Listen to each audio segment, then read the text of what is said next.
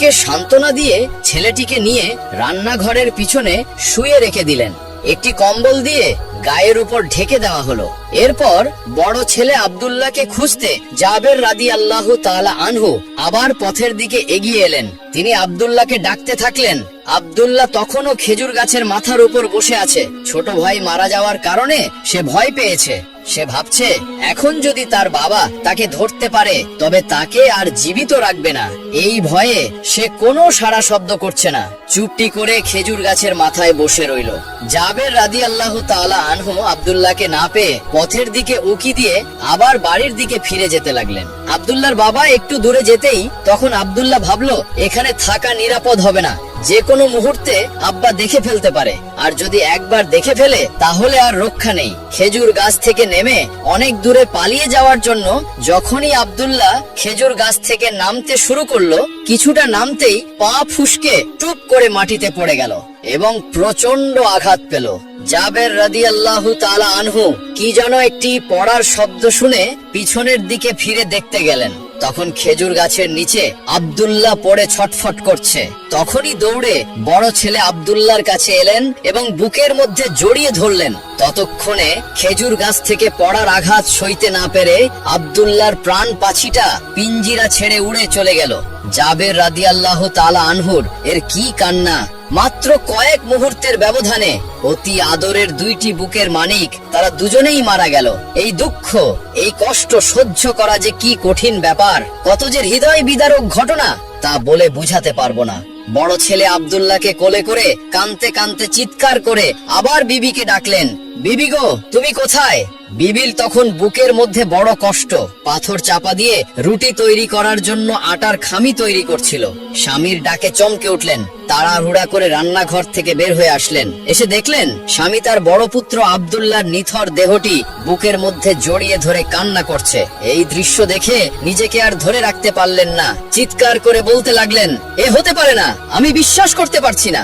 আজ আল্লাহর রাসূল আমাদের বাড়িতে দাওয়াত কবুল করেছেন, আর আজই আমাদের বুকের মানিক জোড়া এইভাবে আমাদেরকে ফাঁকি দিয়ে চলে যাবে, আমি এটা মানতে পারছি না। তখন জাবের রাদিয়াল্লাহু তাআলা আনহু কিছুটা শান্ত সুরে বিবিকে বললেন, বিবি গো, তুমি এত কান্নাকাটি করো না, ঘটনাটি বুঝতে পারছো না? আমার মন বলছে আমাদের কঠিন পরীক্ষা চলছে, এই পরীক্ষায় আমাদের ফেল করলে হবে না, আমাদের পাশ করতেই হবে। তুমি ধৈর্য ধরো, কান্না করো না, শান্ত হও, ঘরে যাও, খাবার তৈরি করো। এখনই আল্লাহর রাসূল আমাদের বাড়িতে আসবেন। তিনি যদি এসে দেখে তুমি আমি দুজনেই কান্না করছি, তাহলে কিছুতেই তিনি আমাদের বাড়ির খাবার খাবেন না। আমরা তো রাসূলকে আমাদের প্রাণের চেয়েও বেশি ভালোবাসি, এমনকি আমাদের সন্তানের চেয়েও বেশি ভালোবাসি। আমরা কষ্ট পাই তাতে কোনো দুঃখ নেই, কিন্তু আমাদের রাসূলের মনে আমরা কোনো কষ্ট দিতে পারি না, আর পারবো না। এই কথা বলে বড় ছেলে আব্দুল্লাহকে নিয়ে রান্নাঘরের পিছনে ছোট ছেলের পাশে শুয়ে একটি কম্বল দিয়ে ঢেকে দিলেন। বাড়ির মধ্যে প্রবেশ করতেই পথের দিকে লক্ষ্য করে দেখলেন আল্লাহর রাসূল উঠের পিঠে সওয়ার করে তার বাড়ির দিকে আসছেন। পিছনে সাহাবীদের লম্বা লাইন দেখা গেল। তিনি দৌড়ে পথের দিকে গেলেন। রাসূল সাল্লাল্লাহু আলাইহি ওয়াসাল্লামকে ডেকে বললেন, আহলান সাহলান ইয়া রাসূলুল্লাহ, এই বলে স্বাগত জানালেন। এরপর বাড়ির ভিতরে নিয়ে আসলেন। বিবিকে ডেকে বললেন, আল্লাহর রাসূল আমাদের বাড়িতে আগমন করেছে, তাড়াতাড়ি খাবার পরিবেশনের ব্যবস্থা করো। তখন তার স্ত্রী আটার খামিগুলি রাসূল সাল্লাল্লাহু আলাইহি ওয়াসাল্লামের সামনে দিলেন। তিনি তাতে সামান্য একটি লালা মিশিয়ে বরকতের জন্য দোয়া করলেন। এরপর গোশতের পাতিলের কাছে গিয়ে তাতেও সামান্য একটু লালা মিশিয়ে বরকতের জন্য দোয়া করে দিলেন। এরপর বললেন, তুমি চুলার উপর থেকে এই পাতিলটি না নামিয়ে তুমি তা থেকে তরকারি নিয়ে পরিবেশন করো।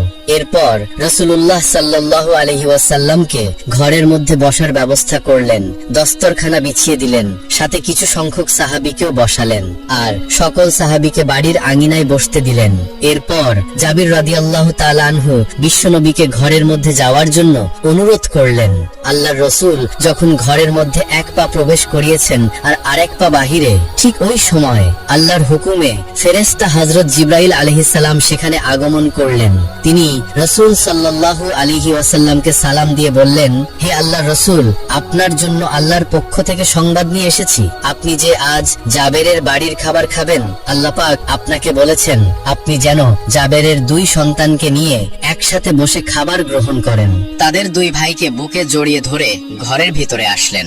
দুই সন্তানকে নিয়ে একসাথে বসে খাবার গ্রহণ করেন। এই কথা বলে হযরত জিবরাইল আলাইহিস সালাম অদৃশ্য হয়ে গেলেন। তারপর রাসূলুল্লাহ সাল্লাল্লাহু আলাইহি ওয়াসাল্লাম ঘরের মধ্যে প্রবেশ করার পর পা আবার বাহিরের দিকে নিয়ে আসলেন এবং জাবের রাদিয়াল্লাহু তাআলা আনহুকে বললেন, জাবের, তোমার তো দুটি ছেলে সন্তান আছে, তারা কই? তুমি তাদের ডাকো, আমরা একসাথে বসে খাবার খাবো। জাবের রাদিয়াল্লাহু তাআলা আনহু তখন বললেন, ইয়া রাসূলুল্লাহ, ওরা তো ছোট মানুষ, হয়তো কোথাও আছে, আপনি সকলকে নিয়ে খেয়ে নিন, ওরা পরে খাবে। রাসূল সাল্লাল্লাহু আলাইহি ওয়াসাল্লাম তখন বললেন, না, তুমি তাদেরকে এখনই ডাকো। জাবের রাদিয়াল্লাহু তাআলা আনহু তখন বললেন, ওরা পরে খাবে, আপনারা শুরু করুন। রাসূল সাল্লাল্লাহু আলাইহি ওয়াসাল্লাম এবার একটু কঠোর ভাবে বললেন, জাবের, তুমি বুঝতে পারছো না, তোমার ছেলেদের নিয়ে একসাথে খাবার খাই এটা আমার ইচ্ছা না, এটা আল্লাহর ইচ্ছা। তুমি আর দেরি করো না, তাড়াতাড়ি ছেলেদের নিয়ে আসো আমার কাছে। তখন হযরত জাবের রাদিয়াল্লাহু তাআলা আনহু একটু চুপ করে রইলেন। এবার রাসূলুল্লাহ সাল্লাল্লাহু আলাইহি ওয়াসাল্লামের কানে ভেসে আসলো,